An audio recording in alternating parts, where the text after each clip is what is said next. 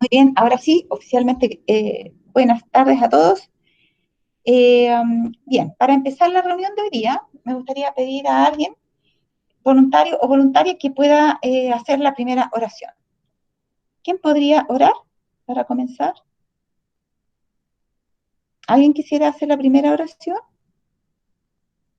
Bernardita, ¿puedes tener la primera oración? Bueno, Ya, oremos.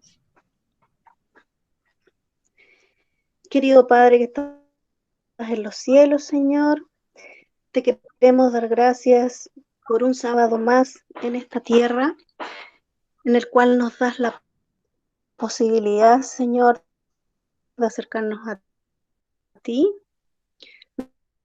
de leer tu palabra, de estudiarla, de analizarla. Te pedimos, Señor, que sensibilices nuestras mentes para que cale hondo en ellas y se quede lo que tú quieres, Señor, que nosotros sepamos. Te pedimos que las grabes en nuestro corazón para que podamos tener voluntad de hacer lo que tú quieres que nosotros hagamos. Señor, te damos gracias por todas las bendiciones que nos has dado y te pedimos también, por favor, tu Santo Espíritu para que nos guíe en este estudio del día de hoy y que nos guíe siempre, Señor.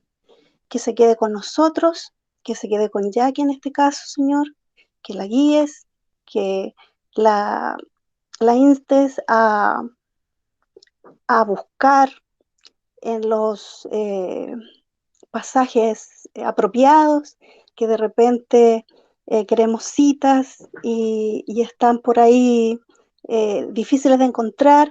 Facilítanos, Señor, este estudio y quédate con nosotros siempre. Gracias, Señor, por tener la libertad de estudiar tu palabra y de darnos tiempo en este mundo para que podamos seguir tu camino y hacer tu voluntad. Te pedimos todo esto, Padre, y te damos las gracias en el santísimo nombre de tu Hijo Jesús. Amén. Ya, bien, amén. Eh, ya, la clase de esta tarde, a ver, esa era de la vez anterior. No, ¿verdad? Estamos acá. La clase de esta tarde, la verdad, era muy complicada porque tenía que ir sacando pedazos de un lado y de otro y buscar las citas originales y traducir muchas citas que no estaban muy bien traducidas cuando encontré el contexto de la cita. Entonces, no pude avanzar todo lo que hubiese querido, pero de todas maneras, no sé si a lo mejor igual me va a alcanzar con todo lo que tengo, ya tenía algunas otras cosas listas. Vimos los videos de Ron Duffield, ¿no es cierto? O sea, no los videos, sino que unos extractos para llegar a algunas conclusiones acerca de, y que esto es lo importante, ¿por qué esto me interesaba? Porque en estos videos nosotros vimos por qué fue que el Señor no envió el Espíritu Santo completamente, digamos, y no siguió siendo derramado el Espíritu Santo en los tiempos de nuestros pioneros. ¿Por qué ellos comenzaron a recibir la lluvia tardía, pero esto se detuvo y el Señor tuvo que mandar a retener los vientos? ¿Qué hicieron o qué no hicieron que provocó que el Señor hubiese tenido que derramar, o sea, detener el derramamiento de la lluvia tardía? Y dijimos que eso era muy importante porque eso que pasó en el pasado nos puede volver a ocurrir a nosotros. Así como ellos, ¿no es cierto?, de alguna forma agraviaron al Espíritu de Dios, nosotros también podemos hacerlo y nosotros también podemos quedar sin el Espíritu del Señor. De hecho, nosotros ahora estamos viviendo las consecuencias de que nuestros pioneros no hayan correspondido al amor de Dios, a la obra de Dios, no se hayan comprometido, no hayan creído, no se hayan negado a sí mismos para poder cumplir la voluntad de Dios. Eso ha traído consecuencias hasta el día de hoy. De hecho, yo no existiría, ni ustedes tampoco, porque el Señor tuvo que seguir haciendo que en este mundo siguiera la historia. Y la historia estaba para terminar allí, la historia de este mundo. Ahora, ella dice, y aquí vamos a analizar algunas cosas, cuando en ocasión, ¿no es cierto?, de 1888, cuando el Señor quiso, primeramente, y vemos, nosotros lo hemos dicho, el criterio de Dios siempre ha sido que las primicias son para su pueblo, y para dentro de su pueblo a sus dirigentes, y después hacia abajo. siempre el Señor, cuando tiene tanto que dar una amonestación como un reproche o como una bendición o una luz nueva, el Señor procura siempre llevarla primero a los que están a la cabeza, a los dirigentes. Y si ellos no lo reciben, ya sea el reproche o la luz, el Señor va más abajo. Y esto mismo fue lo que ocurrió acá. La hermana White escribe aquí, poquito antes de lo que pasó en ese congreso en Minneapolis en 1888. Y ella dice, he estado despierta noche tras noche con una sensación de agonía por el pueblo de Dios. Sigue diciendo, se me presentaron algunas cosas terriblemente impresionantes. Estaba en una asamblea cuando un hombre de noble y majestuosa estatura entró y tomó su posición en la plataforma y desenrolló algo. Esta es una cita de las que están en los videos de Ron Duffy, ¿ya? Que yo las puse aquí, ahí. Entonces, y desenrolló algo, que parecía varias hojas largas unidas entre sí. A ver, espera un poquito que tengo controlado.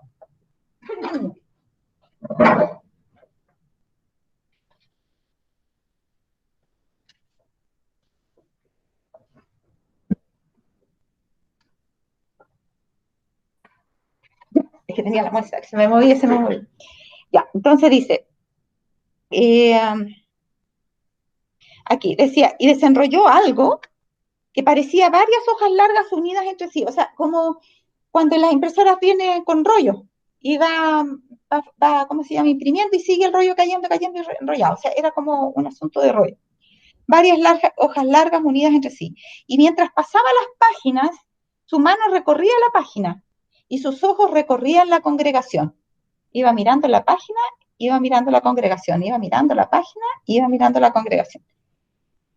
Dice, mientras la recorría de derecha a izquierda, de aquí para allá, ya a la congregación, pude ver lo que había en ellos. ¿Ya? Esto me recuerda que la hermana White también habla de que cuando sea el juicio final, después del milenio, algunos van a estar ahí cuando estén presentes frente al Señor, van a ver, solamente ver el rostro del Señor y se van a acordar de todos sus pecados, de todas las cosas malas que han hecho. Entonces aquí igual, dice, sus ojos recorrían la congregación, mientras la recorría de derecha a izquierda, pude ver lo que había en ellos.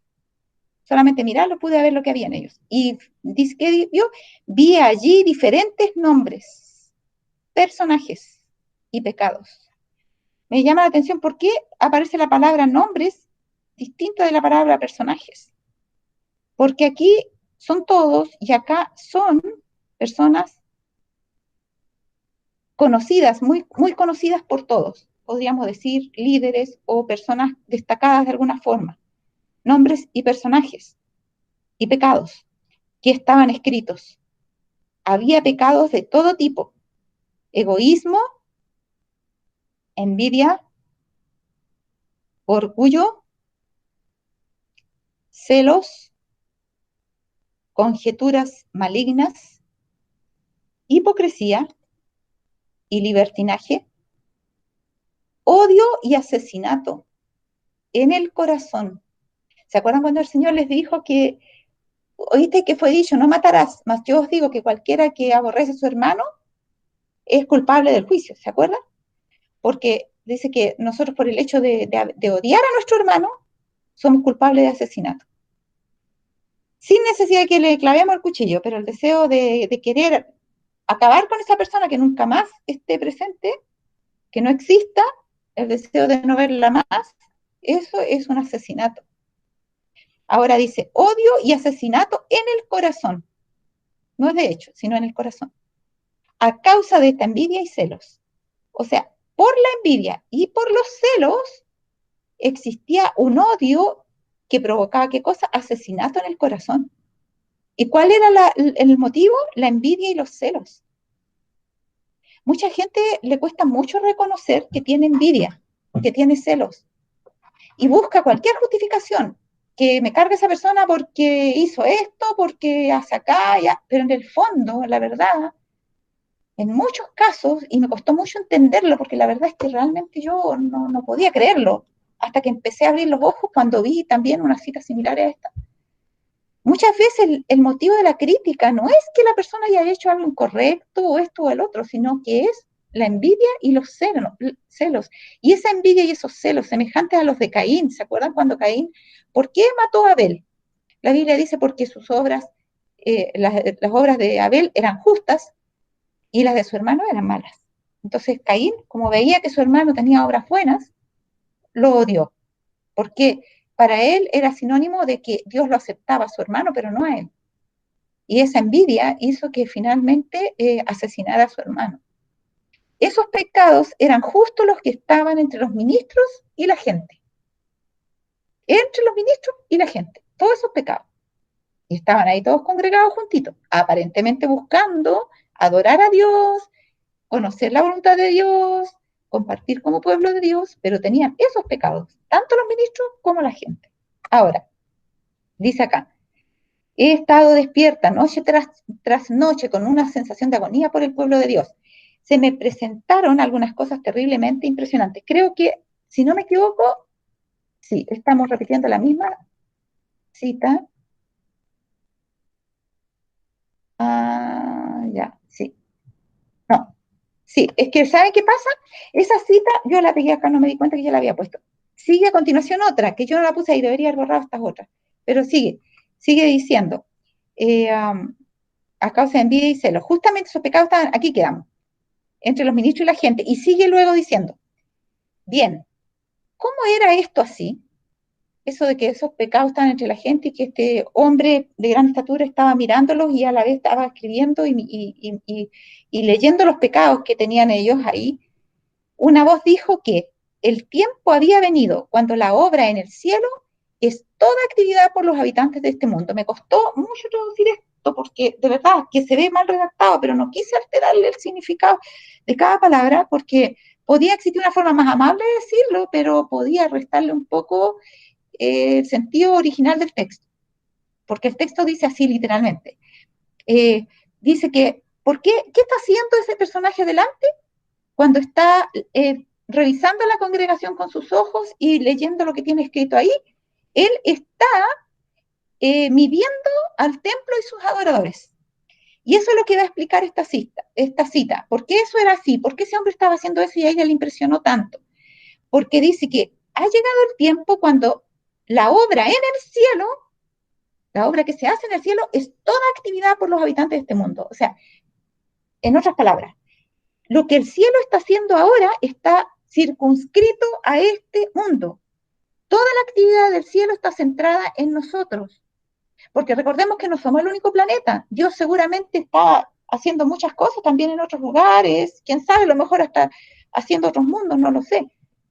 Pero en este momento que se le está mostrando a Elena esto, se está diciendo que en ese momento toda la obra que el cielo tenía que hacer estaba centrada en lo que pasaba acá en este mundo. Toda actividad. No había actividad fuera de nuestro mundo. Todos los ángeles, todo el cielo estaba trabajando de lleno acá, en este mundo. ¿Se fijan ustedes lo importante de eso?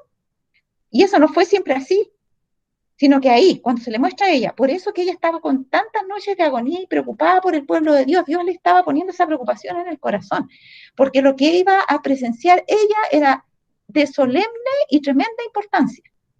Ahora dice, el tiempo había llegado en que había que medir el templo y sus adoradores. ¿Qué está citando? Está citando Apocalipsis 11. Busquen en sus Biblias Apocalipsis 11. Está citando. Yo antes pensaba que esta cita era como para todos nosotros como atemporal casi, desde 1844 para adelante, pero desde que empezó el juicio. Pero saben que es más específicamente para el tiempo en que el pueblo adventista fue probado, porque esta era una prueba por la que el pueblo adventista tenía que pasar para ser sellado. Y saben, las citas que está citando ella ahí es de Apocalipsis 11, donde dice, entonces me fue dada una caña semejante a una vara de medir y se me dijo, levántate y mide el templo de Dios y el altar y a los que adoran en él. Pero el patio que está fuera del templo, déjalo aparte y no lo midas, porque ha sido entregado a los gentiles y ellos hollarán la ciudad santa 42 meses, que eso ya pasó la segunda parte del versículo 2. Pero cuando le dice, levántate y mide el templo de Dios y al altar y a los que adoran en él. Está la hermana White citando ese texto.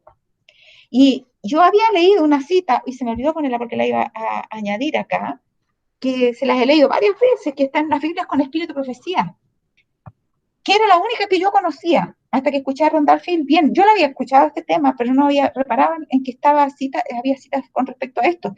Y acá, la vela, con el espíritu de profecía, ¿ya? Ahí cuando habla de Apocalipsis 11, dice así, el versículo 1, el gran juicio se ha estado llevando a cabo y desde hace algún tiempo. ¿Ya? O sea, el juicio había comenzado ya en 1844, con el juicio de los muertos. Ahora, dice, el Señor dice, ahora, en ese momento, y fíjense de qué fecha es la cita, es de 1888, si ustedes leen en su Biblia, el manuscrito 4 de 1888. Entonces, 1088 es cuando ella dice, ahora el Señor dice, mide el templo y a los que adoran en él. Entonces, en ese tiempo, 1888, cuando se escribió esta cita, ella dice, ahora el Señor dice. ¿Qué quiere decir? Que en ese tiempo el pueblo de Dios iba a ser probado, porque Dios lo iba a sellar. Y dice, mide el templo y a los que adoran en él. Mientras recorréis las calles, que ella escribió en ese tiempo para los que estaban siendo medidos, supuestamente, ¿no? Mientras recorréis las calles haciendo vuestros negocios, recordad que Dios os está midiendo. Mientras desempeñáis vuestros deberes en el hogar, mientras conversáis, Dios os está midiendo.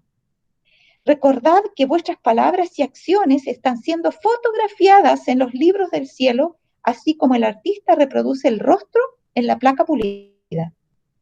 O sea, perfecto, con todos sus detalles.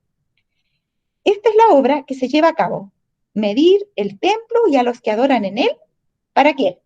Para ver quiénes permanecen firmes en el último día. ¿Se fijan que es una obra de prueba para ver quiénes permanecen firmes? Los que permanezcan firmes tendrán una cómoda entrada en el reino de nuestro Señor y Salvador Jesucristo. Es como si hubiese dicho, esta obra es medir, o sea, es evaluar, es probar, y los que permanezcan firmes o que soporten la prueba van a quedar firmes, van a quedar sellados hasta el último día. Ahora dice, los que permanezcan firmes tendrán una cómoda entrada en el reino de nuestro Señor y Salvador Jesucristo. Era el tiempo en que Dios iba a empezar a sellar su pueblo. Y en Apocalipsis, ¿qué dice? Que el Señor vio que su pueblo todavía no estaba sellado. O sea, Dios iba a sellar y el pueblo no estaba sellado. A ver, ¿cómo es eso? Claro, porque dijimos que la obra del sellamiento es una obra de responsabilidad compartida. ¿En qué sentido? En que es un afianzamiento de la verdad. No es algo que Dios hace en forma mágica y lo pone como una varita y nosotros ya estamos sellados. No, es una obra que tenemos que hacer de renunciamiento, de buscar a Dios y buscar a Dios, de arrepentirse y volverse a convertir cada día hasta que se haya afianzado la verdad en nosotros. Y cuando eso haya ocurrido y seamos inconmovibles, estaremos sellados. Y es una obra que se hace junto con el Espíritu Santo porque solo no la podemos hacer. Entonces, por eso dice, cuando hagamos nuestra obra, recordemos que hay uno que está observando el espíritu con que la estamos haciendo. No haremos que el Señor nos acompañe, y eso es lo importante, con qué espíritu la estamos haciendo. Porque justamente, bueno, estábamos con Elena ahí en la clase escuela sabática, yo les decía, hermanos, ¿saben? Nosotros hablamos a veces de que tenemos que imitar a Jesús. Y eso tiene mucho de verdad, pero ¿saben? Hay ahí también la posibilidad de ser muy hipócritas. Porque depende de cómo lo tomemos, pero podría ser una imitación externa. O sea, cuando usted le dice, usted trate de ser como Jesús, entonces cuando salude a alguien, hágalo así. Cuando llegue a alguien, tiene que usted ofrecerle el asiento. Cuando alguien tenga hambre, usted preocúpese de su vecino, si esto, este otro. Si es el día de tal cosa, haga. Es como, haga. Imite a Jesús, tiene que hacer esto, tiene que hacer esto. Hermanos, cuando nosotros tenemos a Cristo entronizado en el corazón, no necesitamos que nadie nos diga lo que tenemos que hacer, porque el Espíritu mismo nos muestra las necesidades que son visibles para los ojos del alma. No es posible que nosotros veamos a alguien tirado en la calle y estemos esperando que nos venga a decir el pastor o la hermana que tenemos que atender a esa persona. Dios nos dice, nos pone en las distintas pruebas y nos mide. Nosotros tenemos que percibir la voz del Espíritu Santo hablando por medio de lo que ya hemos entronizado en el corazón. ¿Y qué es eso que ha quedado ahí? La palabra de Dios tiene que estar grabada. Queda grabada cuando la estudiamos con el Espíritu Santo. ¿Ya? Por eso es que dice que a algunos la palabra no les aprovechó por no haber ido acompañada de fe en los que la oyeron. Entonces, por eso el Señor, yo lo decía en la mañana, muchas veces Él dice, mira cómo lees, qué está escrito, cómo lees. ¿Por qué no es llegar y leer la palabra de Dios, buscar los requisitos, como Él dijo, escudriñad la Escritura, porque a vosotros parece que en ellas tenéis la vida eterna? Pero ellas son las que dan testimonio de mí, resulta que ustedes no quieren venir a mí para que tengan vida. Entonces, ¿qué pasa? En San Juan, la que leímos, 7:17, decía que el que quiera hacer la voluntad de Dios conocerá si la doctrina es de Dios. Entonces, cuando nosotros realmente queremos saber qué es lo que Dios quiere que hagamos en nuestra vida, Dios va a abrir nuestra percepción y al estudiar su palabra va a ser como la respuesta directa del trono de Dios a nuestros corazones y eso es imposible que quede borrado. Eso va a quedar grabado a fuego allí. Y cuando estemos frente a una situación, el mismo que la grabó, que tiene que ser Dios, el mismo que la grabó, la va a traer a nuestra memoria y nos va a ilustrar eso que está pasando por medio de la palabra, que está escrita en nuestro corazón. ¿Se fijan? Entonces, cuando eso ocurra, no estaremos imitando a Cristo por fuera, exteriormente, la cáscara, me dijo en la iglesia que tengo que hacer esto, que tengo que hacer aquí. Hay algunos que solamente se acuerdan de ser cariñosos con el cónyuge cuando tienen un seminario para matrimonio. Y eso dura una semana y se pasó. Y hacen una ceremonia de renovación de votos y les dura la alegría un mes y se fue. ¿Por qué? Porque lo que realmente dura es lo que queda grabado en el corazón, por medio del Espíritu Santo, a través de la palabra de Dios. Y si no es así, entonces no. Entonces, dice acá que se va a medir el templo y los adoradores. Y acá decía que Dios decía, cuando hagamos nuestra obra, recordemos que hay uno que está observando el espíritu con que la estamos haciendo. ¿Con qué espíritu lo estamos haciendo? Dice que yo puedo hablar lenguas humanas y angélicas, puedo predicar lindo aquí esta tarde, pero si no tengo amor, vengo a ser como metal que resuena o címbalo que retiñe. Dios conoce mis motivos. Si yo lo estoy haciendo para hacerme famosa, para poder cumplir un requisito para ir al cielo, para poder, no sé, compararme con alguien, no sé, cualquier cosa, hermano, para el cielo es como que deje de hablar, ¿ya? Es como un metal que resuena así, jing, jing, símbolo que está con eco así, desagradable. Y si yo diera todos mis bienes para dar de comer a los pobres, así, en la Teletón, mire, yo di lo más, di todo lo que tenía ahí. Y si no hay amor, no me sirve de nada. No me sirve de nada, de nada. Porque el espíritu con que lo hago no es el correcto, porque puedo estarlo dando sencillamente para aparentar o para ganarme el cielo. Si algunos son capaces, dice, de rodillas, estar caminando aquí hasta no sé dónde para ganarse el cielo. Claro. O si yo doy todos mis bienes para dar de comer a los pobres y no tengo amor, entonces no sirve de nada tampoco. Así es que el espíritu en que lo estamos haciendo es lo que se nos va a medir. El espíritu. ¿Cuál es la motivación con la que estamos procediendo? Si la verdad no fue grabada en el corazón, el espíritu nunca va a ser el correcto. Nunca. Ahora, estos eran adoradores que eran consagrados. ¿Ya? ¿Cuáles? Los que estaban, espérese, una voz en el tiempo cuando el tiempo había llegado que había que medir el templo y sus adoradores. Los adoradores del templo, los verdaderos adoradores. Estos eran adoradores que eran consagrados, los que verdaderamente eran adoradores. Los demás no eran considerados adoradores. Estos eran consagrados y por lo tanto sí eran considerados adoradores. Entonces, había allí otros nombres que estaban por ser borrados del libro de la vida.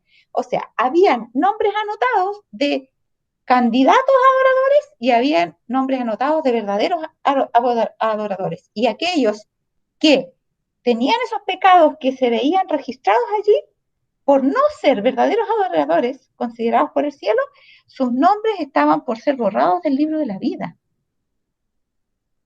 Tremendo eso, hermano. Habían tenido, o sea, cuando Dios en 1888 está por darse inicio al sellamiento de los vivos, este es el sellamiento de los vivos, no de los muertos. Cuando Dios estaba por comenzar el sellamiento de los vivos, y la hermana Juan lo dice, cuando sus manos estaban reteniendo los vientos, estaban a punto de soltarlos, y estaban empezando a soltarse, creo que dice, en otro lugar. Ahora, entonces dice, en ese momento estaban por ser borrados del libro de la vida. O sea, cuando empiece ahora, digamos la segunda ola, pero no de la pandemia, sino que la segunda ola del sellamiento, porque es la última y definitiva, cuando comienza el verdadero sellamiento de los vivos, que se tuvo que detener, entonces quiere decir que en ese momento estarán siendo, por ser borrados del libro de la vida, los nombres de muchos que no son verdaderos adoradores. Entonces, ¿cuándo es el tiempo de que todavía ese ser no se pare en la plataforma y empiece a revisar los nombres? Ahora es ese tiempo. Ahora dice, habían tenido luz y conocimiento, esos que estaban por ser borrados, y precepto sobre precepto, y apelación tras apelación, pero nunca habían tenido la gracia transformadora de Cristo en sus corazones. Nunca. Y nunca, dice, habían tenido una conexión viva con Jesucristo. Como dijo un hombre del Señor, un momento de oídas te había visto, te había oído, pero ahora mis ojos te ven. Y eso que es un personaje bíblico. Nunca habían tenido una conexión viva con Jesucristo. Por lo tanto, la luz que les vendría a través de su palabra no la trajeron a sus vidas y carácter. Miren, hay un solo medio por el cual viene la luz. Un solo medio escogido por Dios. La luz que les viene, ¿cómo? A través de su palabra. Hermano, esto es tan importante como ustedes no se pueden imaginar. Porque ahora está introduciéndose el misticismo dentro de nuestra iglesia. Y hay muchos que quieren y creen que con métodos de oración, y ojo, porque hasta en el folleto Escuela Sabática apareció un pensamiento similar, creen, no en esta semana, más atrás, creen que por los métodos de oración Dios les va a revelar su voluntad. Si ellos aplican bien el método, si insisten en la oración y en hacer la misma oración y leer el mismo pasaje, hacer lectio divina en el fondo, entonces Dios les va a dar la luz. Pero acá dice que la luz, porque incluso hablan, la luz para cosas prácticas, si quieres comprar un auto, una casa, si quieres saber si te vas al campo o no te vas al campo, tú tienes que practicar esto de momentos a solas con Cristo y tienes que hacerlo así, tienes que hacerlo acá, y llegan a decir cosas tan absurdas, hermano, como por ejemplo, tienes que estar 20 minutos y vas a poner el despertador del reloj para que te acostumbres, 20 minutos por reloj. Entonces, ¿qué pasa? Tú vas a leer, escoge un pedacito de la Biblia que no sea muy largo, lo lees y meditas en eso, y meditas, y como sugerían antes hacer una vigilia, entonces estaban todos trasnochados, si te da sueño, tú vas a echar tu cabeza para atrás y vas a mirar siempre con los ojos abiertos y en voz alta, y vas mirando para arriba, vas a repetir nuevamente tu oración. Lo que lees, la oración, y vas a esperar. A ver qué te dice Dios. Hermano, yo encuentro que, ¿cómo puede cegar tanto el Satanás a los hombres? Yo no puedo entender cómo los hombres pueden estar tan cegados que piensen, esto es peor que lo que dijo Cristo, que los otros por su palabrería creían que iban a ser oídos, pero esto es peor que palabrería. Estos creen que si ellos se sacrifican con estar ahí casi cayéndose el sueño, pero si echan la cabeza para atrás y levantan para arriba y con los ojos en alto y en voz alta, para no dormirse, entonces Dios los va a escuchar. Porque mira todo el esfuerzo que estoy haciendo, Señor, entonces ¿cómo no me va a escuchar? Tengo que concentrarme para que Dios me escuche. Pobrecitos de los que tienen poca capacidad de concentración, a eso Dios no se les podría manifestar. Ahora, aquí la luz dice que hay una forma en que llega. ¿Viene a través de qué? De su palabra. Y estos nunca tuvieron una conexión viva con Jesucristo, por lo tanto, la luz que les vendría a través de su palabra, no la trajeron a sus vidas sus vidas y carácter. ¿Por qué? Porque no estuvo acompañada con fe cuando oyeron la palabra de Dios. Porque no la oyeron con fe, sino que quieren poner méritos, añadirlos a la palabra para que Dios pueda escucharlo. ¿Y cuáles son esos méritos? Esas vigilias, esas oraciones, y le dicen más encima, bueno, si no escuchas la respuesta de Dios, Vuelve a repetir el proceso otros 20 minutos más. Terrible, hermano. Bueno, dice, esto es lo que vi. Y me desperté y me encontré sentada en la cama con grandes gotas de sudor en la frente.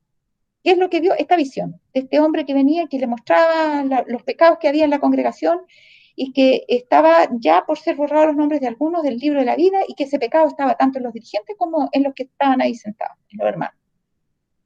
Me sentí paralizada. Después de esto sucedieron algunas cosas que me causaron una gran tristeza. ¿Y cuáles fueron esas cosas que sucedieron después?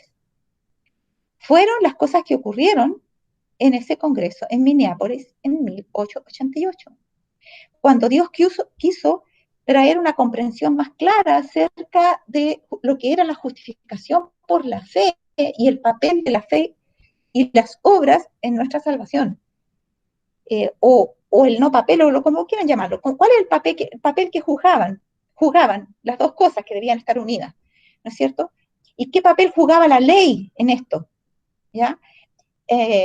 Y lo que puntualmente trajo un tremendo rechazo fue que Waggoner y Jones, que fueron señalados por Ellen White como los que estaban trayendo una luz muy grande que era la misma que el Señor antes le había mostrado, ellos expusieron que en Gálatas, cuando Dios hablaba de la ley, que es el ayo, ¿no es cierto?, para llevarnos a Cristo, se refiere a la ley de los 10 mandamientos. Y ellos insistían que esa era la ley ceremonial y que ya había desaparecido, entonces ahora estábamos en Cristo. Pero no, ella dice, no, es la ley de los 10 mandamientos. ¿Por qué? Porque la Biblia es clara y hay una pila de pasajes que dice que cuando nosotros somos confrontados con la ley, podemos ver que tenemos pecado. Y entonces revive todo el pecado y se nos hace presente. Quedamos en contraste. La palabra de Dios, la ley de Dios y lo que yo soy, y me encuentro en falta. Y entonces estoy en la condición para humillarme y acudir en busca de ayuda donde el único que nos puede dar ayuda, que es Cristo. Por lo tanto, una vez que yo llego a Cristo, ya no estoy pendiente. ¿Qué dice la ley? ¿Cómo imito a Cristo? No, sino que yo me entrego sin reservas completamente a Cristo y estoy dispuesta a obedecer todo lo que Cristo dice y por lo tanto ya estoy muerta a la ley, porque la ley ya no tiene condenación para mí porque estoy en Cristo. Y si estoy escondida en Cristo, la ley ya no me condena, porque estoy haciendo por el poder de Cristo las cosas que la ley de Cristo me ordena. ¿Se fijan? Ahora, dice, después de esto, y cuando ellos predicaron eso, eso fue un escándalo, porque ellos decían, ay, ¿cómo? Ellos decían que por eso nosotros no íbamos a guardar ahora los 10 mandamientos, porque íbamos a estar igual que todo el mundo protestante, que ¿no es cierto?, piensa que van a ser salvos solamente por Cristo y sin guardar la ley. No pudieron entender porque no quisieron abrir su mente para entender. Se envanecieron en sus posturas y era una época en donde estaba de moda los debates, entonces escribían en un muro, fulano y tal pone un asunto y pone abierto ahí para que alguien fuera y escribiera abajo, yo estoy dispuesta a ir al debate. Entonces después se confrontaban esos dos en algunos de los momentos en las tardes y ahí estaban todos escuchando a ver quién ganaba la discusión. Terrible, hermano, terrible. Ahora, después de esto, cuando ella dice, después de esto sucedieron algunas cosas que me causaron una gran tristeza, se está refiriendo precisamente a eso, a lo que ocurrió en Minneapolis cuando se rechazó el mensaje de estos hombres que ella les dijo.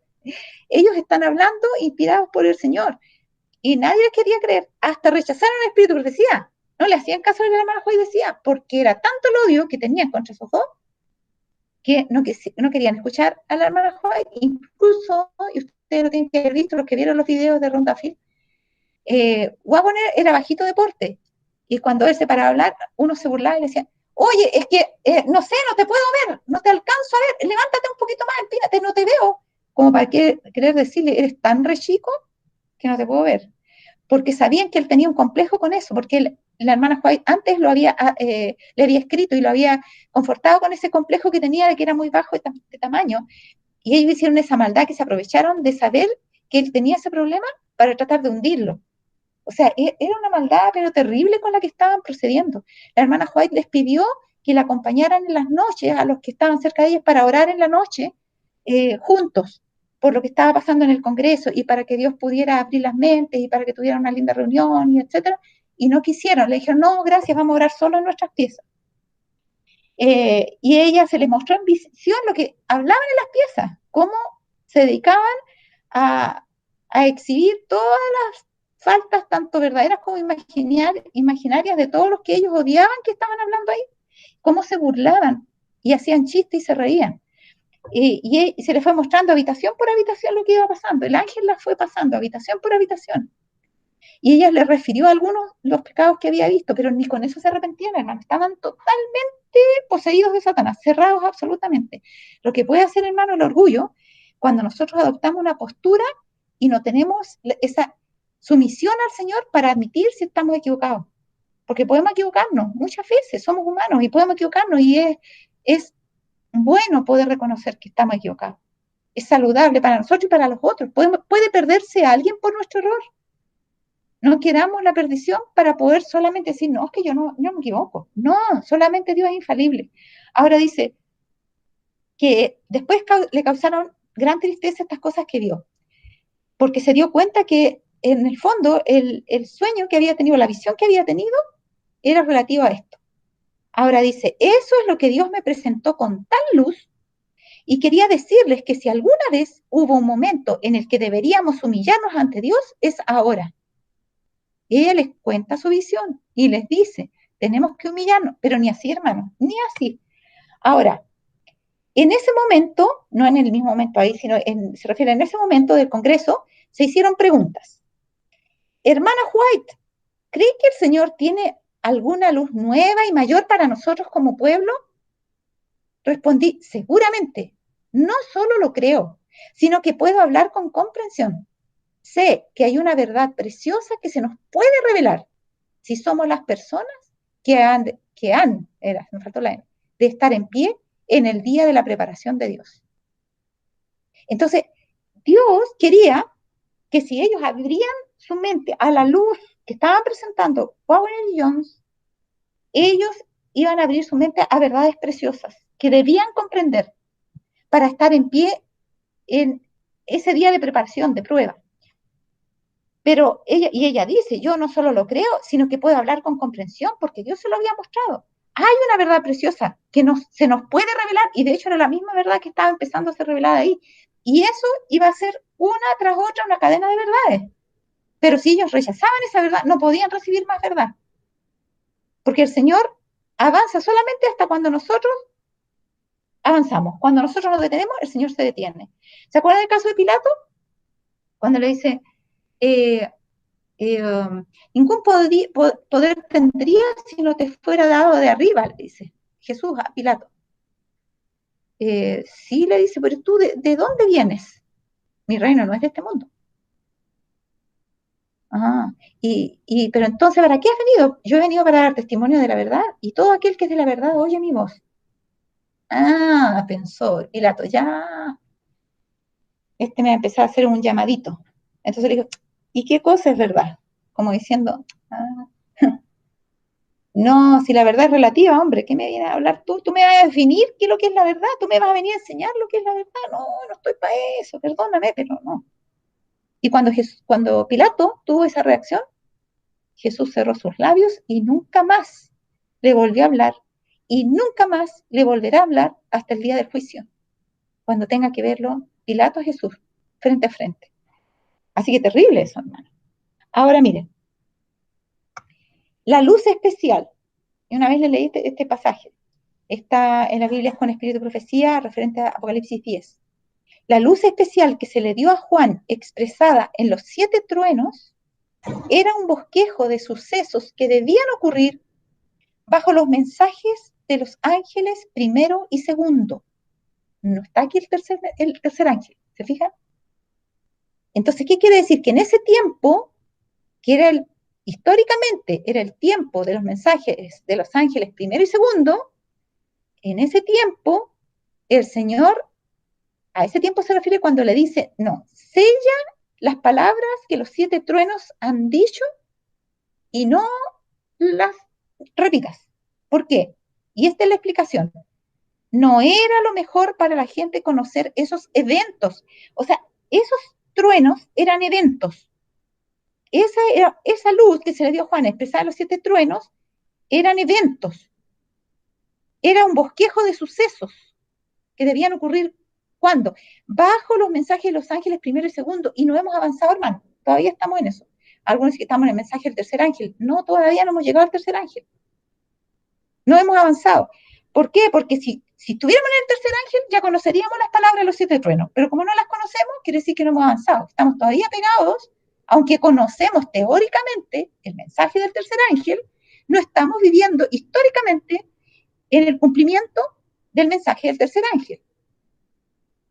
¿Queda claro eso? Históricamente estamos en el mensaje del primer y segundo ángel, no hemos pasado del tercero, porque si estuviéramos en el tercero, sabríamos las palabras de los 7 truenos. Pero aquí dice que no era lo mejor para la gente conocer esos eventos porque su fe debe necesariamente ser probada. ¿Y cuándo fue probada? Ahí empezó a ser probada, en 1888. Se fijan en lo que decían las citas anteriores. Y ellos estaban en el mensaje del primer y segundo ángel. Y luego dice, el plan de Dios era que se proclamaran verdades más maravillosas y avanzadas. Miren, lo mismo que decía la cita anterior. Decía, le preguntaron ahí, en el Congreso, en 1888, hermana White, ¿cree que el Señor tiene alguna nueva luz nueva y mayor para nosotros como pueblo? Respondí, seguramente, no solo lo creo, sino que puedo hablar con comprensión. Sé que hay una verdad preciosa que se nos puede revelar si somos las personas que han de estar en pie en el día de la preparación de Dios y ahora el día de Dios. Y acá dice, no era lo mejor para la gente conocer esos eventos porque su fe debe necesariamente ser probada. El plan de Dios era que se proclamaran verdades más maravillosas y avanzadas. Lo mismo que le estaban preguntando. Sí, en el fondo, hay un plan de Dios, que conozcamos verdades más maravillosas y avanzadas. Y luego sigue diciendo, los mensajes de los ángeles, primero y segundo, debían ser proclamados, pero no había de revelarse mayor luz antes que esos mensajes hubiesen hecho su obra específica. En otras palabras, pregunta, debido a todo lo que hemos estado viendo en la clase anterior y esta, y los que vieron los videos de Ron Duffy, ¿en qué tiempo histórico estamos viviendo? ¿En el del primer ángel, en el del segundo ángel o en el del tercer ángel? Hermano, todavía no estamos viviendo en el tiempo del tercer ángel. Estamos viviendo en el del primero y el del segundo, porque si estuviéramos viviendo en el tiempo del tercer ángel, podríamos entender las voces que están selladas en los 7 truenos, porque esa era la luz más preciosa que tenía que ser derramada. Ya, ahora, o en esos acontecimientos, en esos sucesos, iba a ser derramada esta luz. ¿Ya? Y esos mensajes del primer y segundo ángel tenían que hacer una obra específica que no habían hecho, porque ellos estaban siendo probados y no estaban pasando la prueba, por lo tanto no habían podido hacer esa obra. ¿Ya? Entonces, dice acá, el 19 de octubre en la mañana, en Minneapolis, en 1888, ella dijo así, deberíamos procurar que nuestras acciones sean tales que nuestro Salvador no aparte la mirada de ellas. Cristo está aquí esta mañana, hay ángeles, y están midiendo el templo de Dios y a los que adoran en él. Hermanos, el sellamiento había empezado ahí de los vivos. Por eso que algunos no entienden algunas citas de la hermana White, porque no entienden que esto ya había empezado a ocurrir y tuvo que detenerse. Por eso ella en un momento dice, vi que la hermana Hastings estaba sellada. ¿Y qué le encuentran de raro? Hermano, si aquí ya estaba empezando el sellamiento de los vivos y tuvo que detenerse, pero algunos alcanzaron a ser sellados. Y ella está diciendo, cuando está diciendo que están midiendo el templo de Dios, y lo están haciendo con la vara, según Apocalipsis 11, ¿ya? Y si vemos Ezequiel 20, está diciendo, mire, Ezequiel 20, cortito para que lo podamos asociar con eso. Ezequiel 20, perfecto. Mire, versículo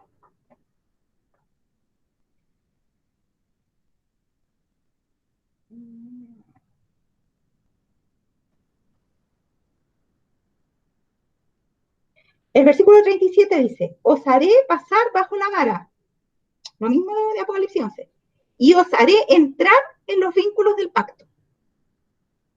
Os haré pasar bajo la vara, esa evaluación, esa prueba, y os haré entrar en los vínculos del pacto, porque ellos estaban fuera del pacto, y Dios quería hacer el pacto en forma definitiva con su pueblo.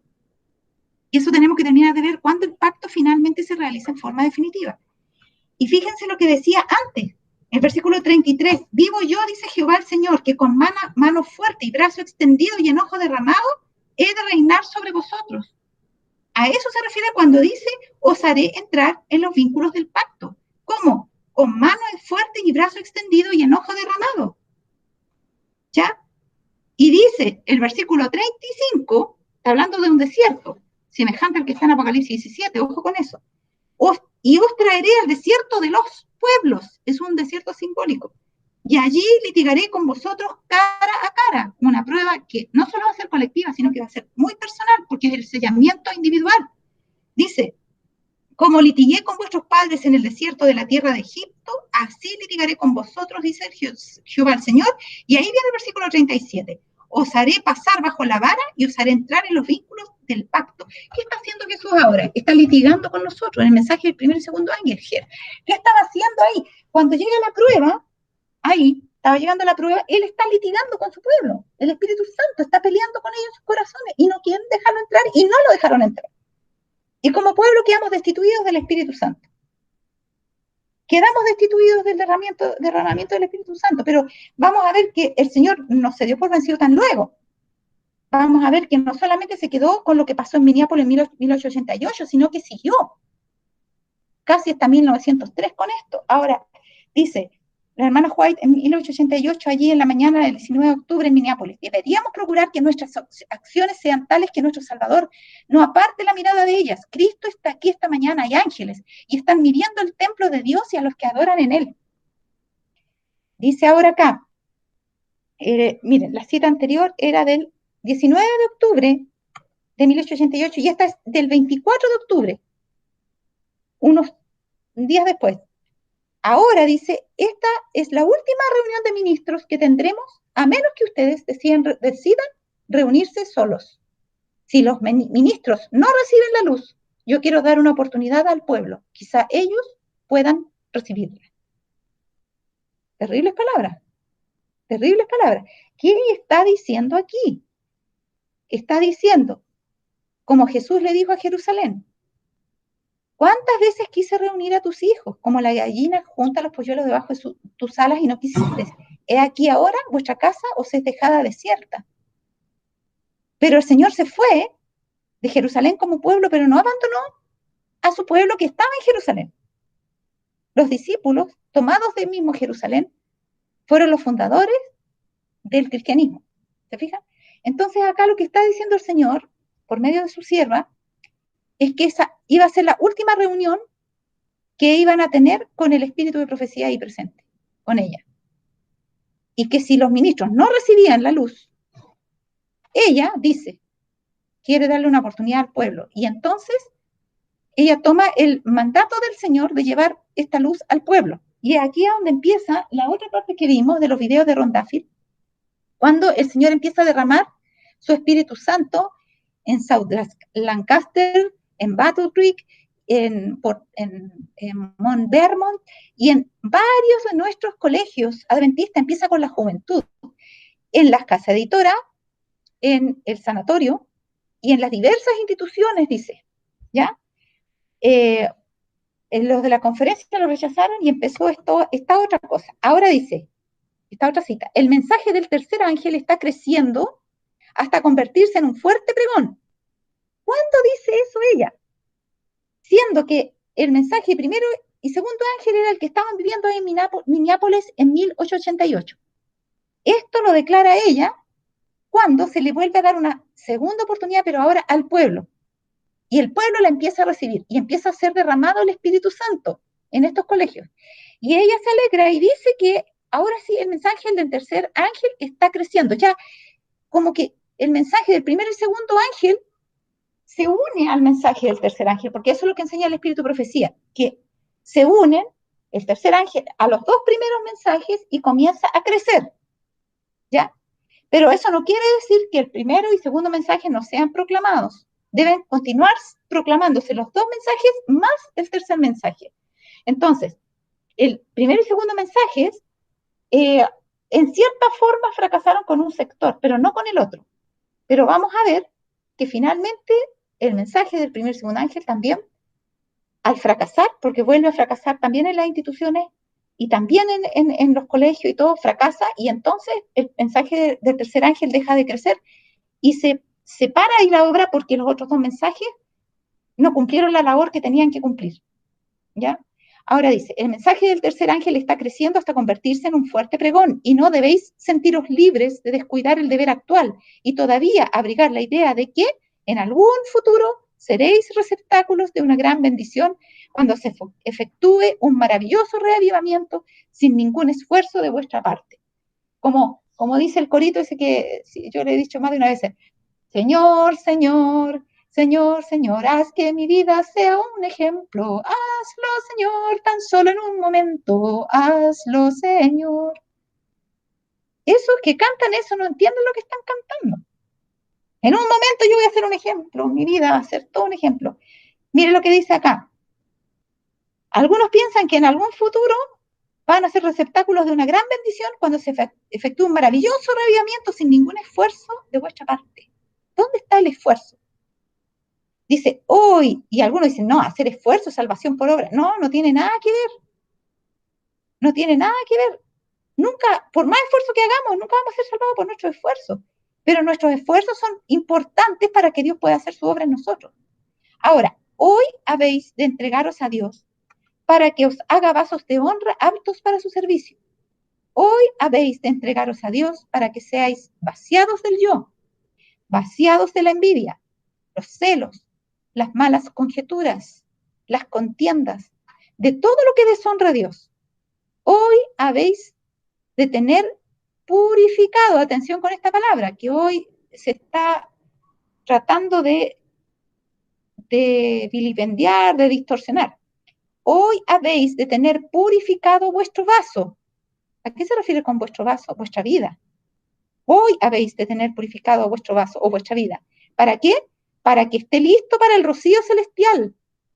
¿Se acuerdan que decía una cita que Dios nos probará para ver si, antes de darnos el Espíritu Santo, para ver si podemos vivir sin defraudarlo? ¿Se acuerdan? De Mensajes Selectos, tomo 3, página 406 o 408 creo que era. Y acá dice, hoy habéis de tener purificado vuestro vaso para que esté listo para el rocío celestial, listo para los chaparrones de la lluvia tardía. Pues vendrá la lluvia tardía, dice. Entonces, miren, en Deuteronomio 32, o 30, sí, 32, Moisés habla, o el 31 empieza hablando, no me acuerdo, bueno, hay que mirar. Dice que mis palabras gotearán como el rocío, como la llovizna sobre la grama, mi enseñanza será como algo, busquemos lo mejor. ¿Y a qué se refiere? A la palabra de Dios, porque la palabra de Dios es el Espíritu Santo trabajando. Dios trabaja por medio de su palabra. Entonces, la lluvia tardía viene por medio de la palabra. Todo verdadero reavivamiento viene por medio de la palabra. El reavivamiento en tiempos de Nehemías vino por la palabra. El derramamiento del Espíritu Santo en tiempos de los apóstoles vino por la palabra. Jesús estuvo 40 días enseñándoles. Y luego de eso, 10 días ellos se congregaron. ¿Y qué tenían que hacer? Confesarse y ponerse en buenas condiciones con Dios, de acuerdo a lo que Jesús les había enseñado por medio de su palabra. La palabra es la que limpia, la que purifica. Ahora, y por eso el Señor dice, santifícalos en tu verdad, tu palabra es verdad. Así es como ellos se santificaron, en la palabra de Cristo. Y íbamos a leer, Deuteronomio. ¿Cómo andamos con el tiempo? Yo también se le había leído este texto, pero quiero leerlo en este contexto para que se entienda y se grabe. Dice, es 32. Deuteronomio 32 dice, versículo 2. No, es el 1, pero sí, es el 1. Dice, escuchad cielos y hablaré, y oiga la tierra los dichos de mi boca. Es el 1. Y el 2, goteará la lluvia, como la lluvia mi enseñanza. Destilará como el rocío mi razonamiento, como la llovizna sobre la grama y como las gotas sobre la hierba. Porque el nombre de Jehová proclamé, engrandecer a nuestro Dios. ¿A qué compara él su enseñanza?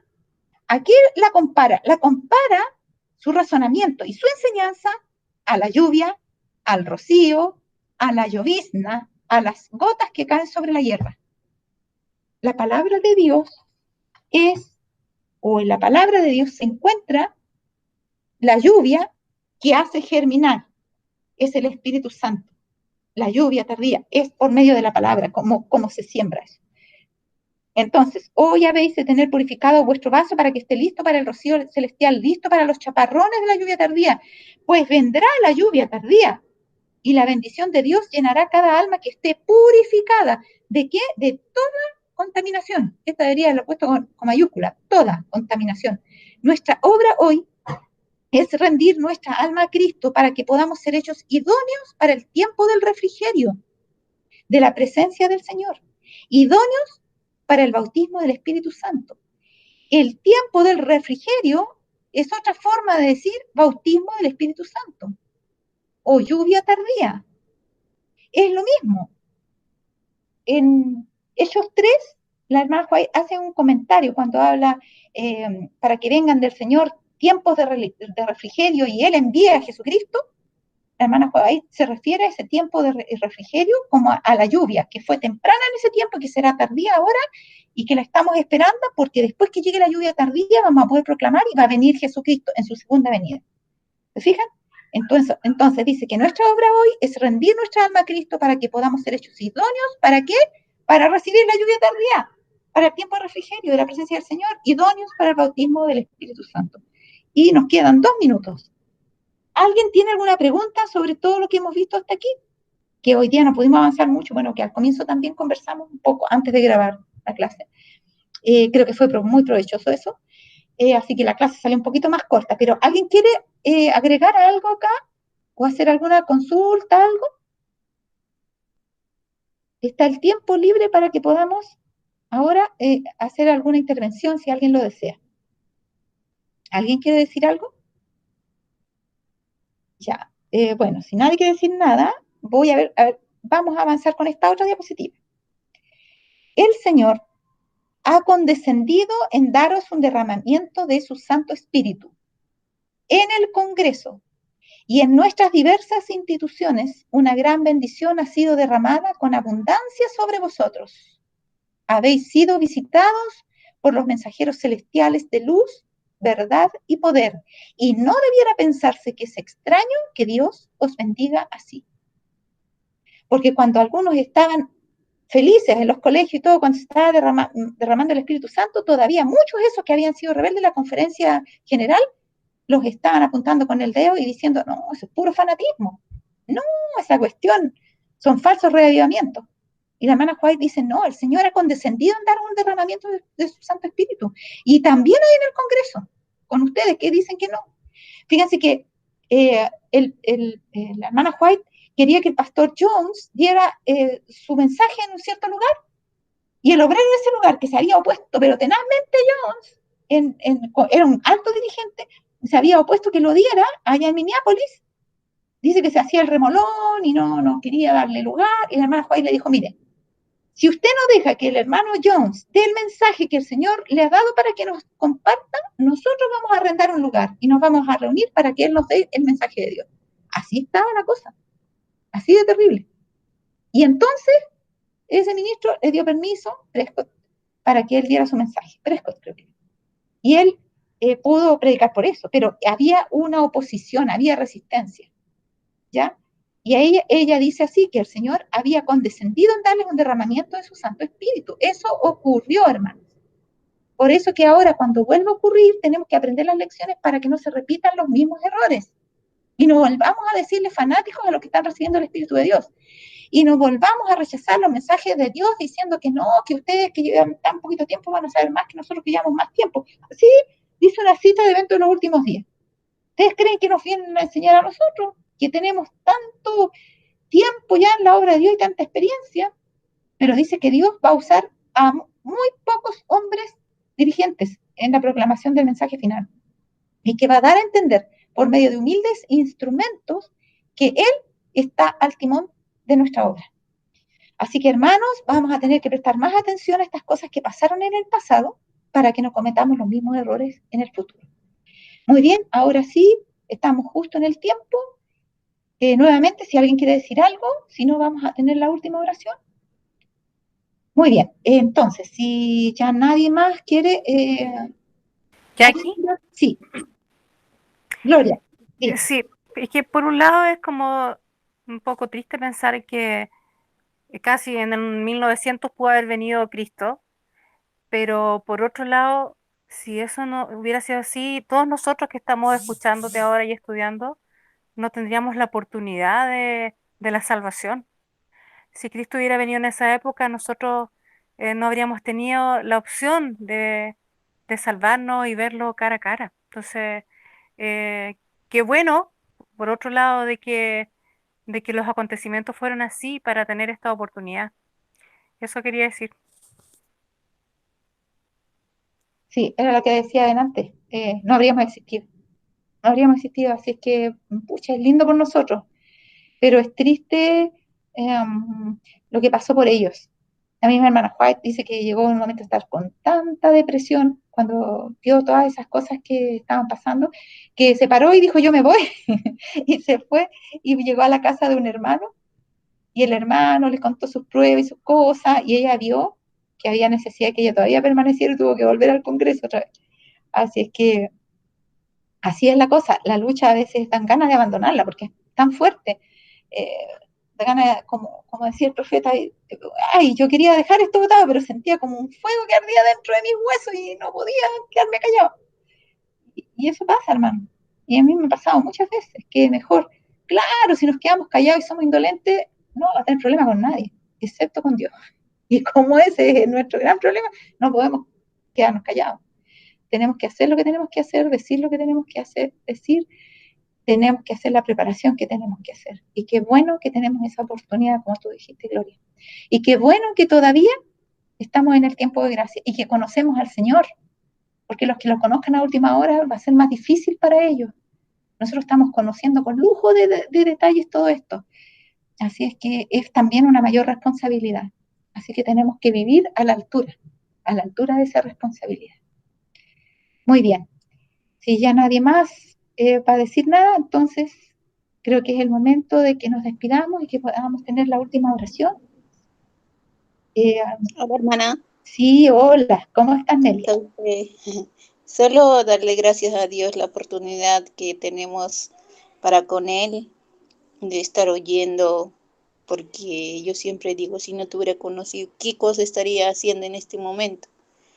Y más que aportar es agradecimiento a Dios, porque nos tiene hasta este momento, nos ha dado vida y por esta verdad que estamos conociendo y que podamos seguir orando y confirmándonos más cada día con el Señor. Eso era.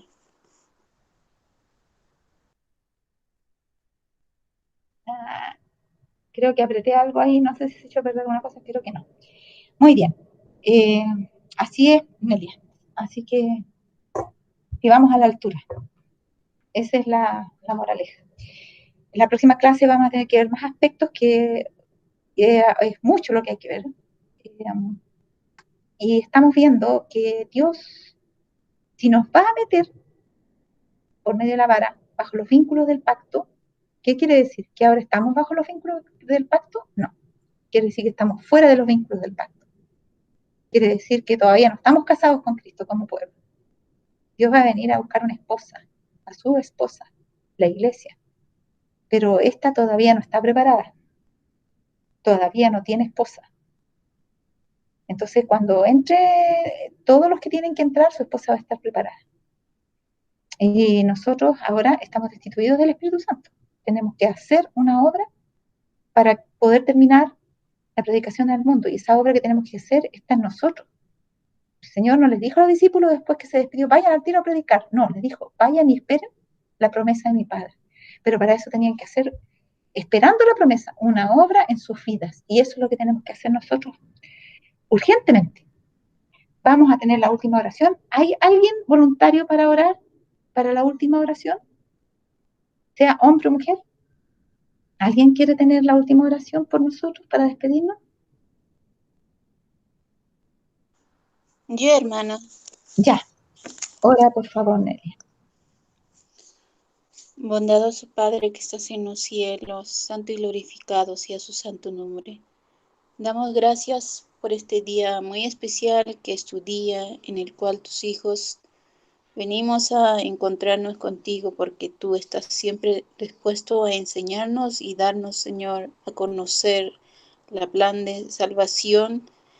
Y por eso estamos, Señor, agradecidos por tu palabra en esta tarde, que ha sido muy clara, muy precisa, y ayúdanos a cumplir lo que tú nos mandas, porque sin el Espíritu Santo no somos nada. Por eso estoy agradecido y que le bendigas a mis hermanas y a mis hermanos que han escuchado esta palabra y podamos poner en práctica, no solamente oidores, sino que cada día podamos ser semejantes a tu Hijo que nos has mandado, que nos has dado, Señor, ser tus hijos. Gracias por todo. Gracias a la hermana y también siga bendiciendo en lo que ella hace, la obra, y, y a su familia y a todo lo que rodea y a nosotros, Señor.